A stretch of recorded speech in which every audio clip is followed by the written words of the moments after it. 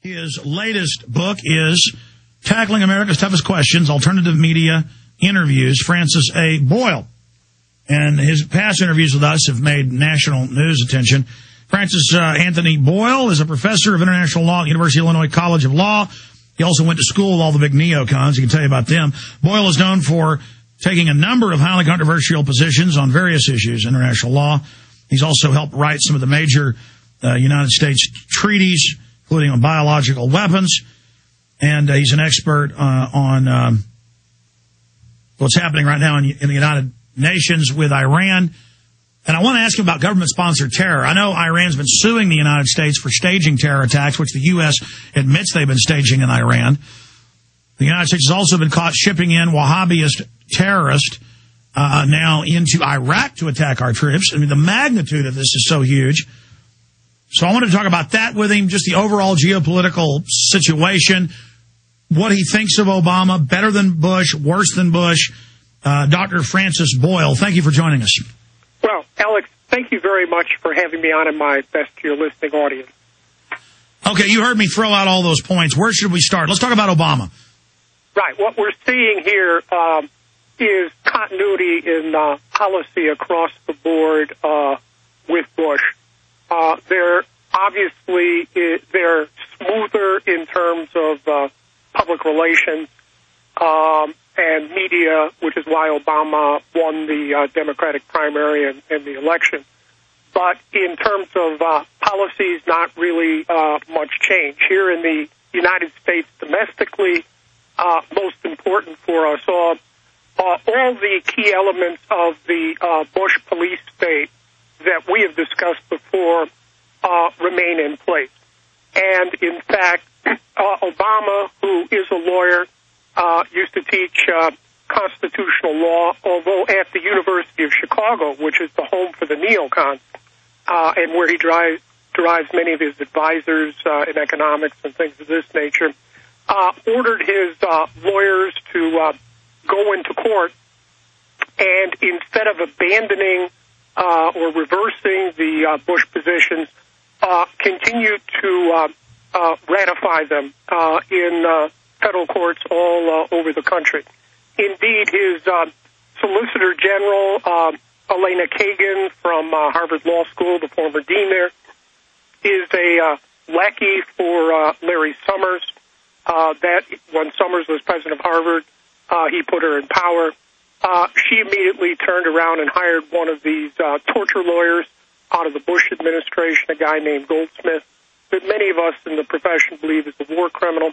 I tried to stop it. She hired him anyway because both Larry Summers and Kagan, even as of today, fully support the bogus Bush war on terrorism.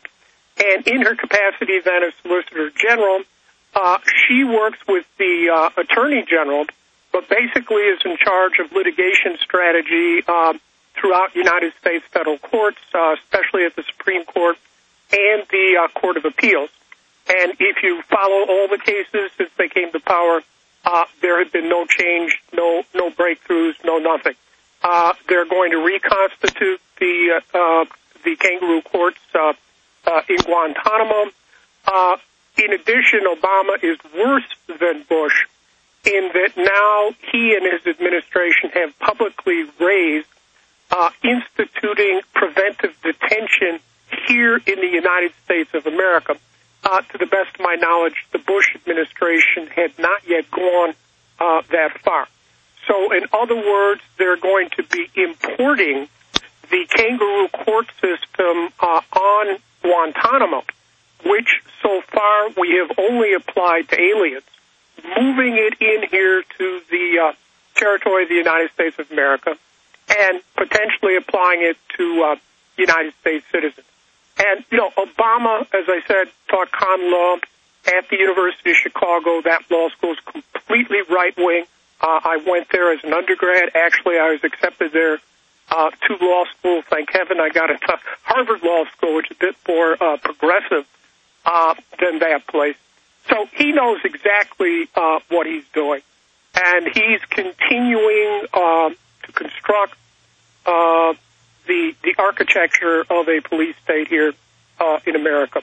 As for abroad, again, continuity of policy, more threats, provocation, intimidation, destabilization of Iran.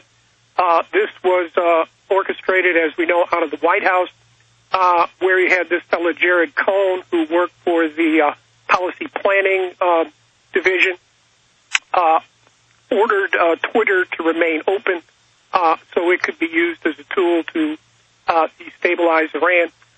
The Policy Planning Bureau is headed by Anne-Marie Slaughter, behind me at Harvard Law School, another neocon.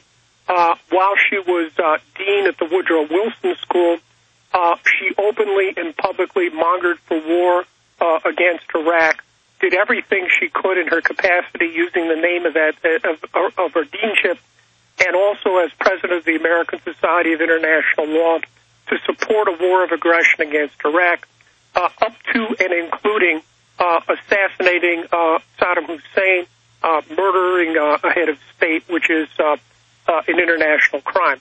Condi Rice put her on, I believe it was one of her democracy promotion committees, and we all know that means regime change. So she's now there at the State Department. At the State Department for the destabilization of Iran was, of course, Dennis Ross, a longtime neocon agent for the Israeli government. I was up against him at the Middle East peace negotiations from 1991 to 93. Ross is more loyal to Israel than he is to the United States.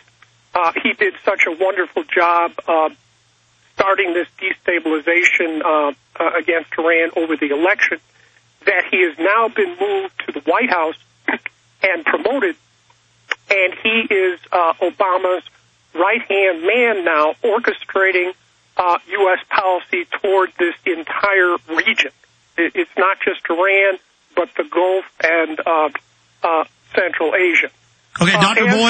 Boyle, yeah. I mean, this is all incredible info you're laying out, and you've worked in and around all these people, so you're the expert to have on, but in our limited time, I want to digress back. Sure. And then continue forward. I mean, you were hopeful with Obama. Dr. Paul Craig Roberts, a conservative, was hopeful. Many people were because Bush had been so horrid.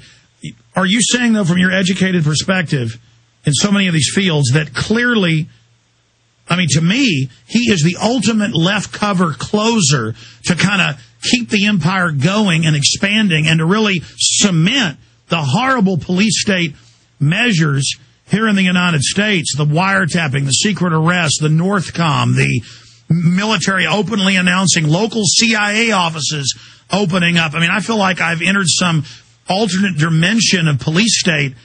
So I'd like you to specifically speak to that. And then suddenly the left that decried Bush is in love with the jackboot.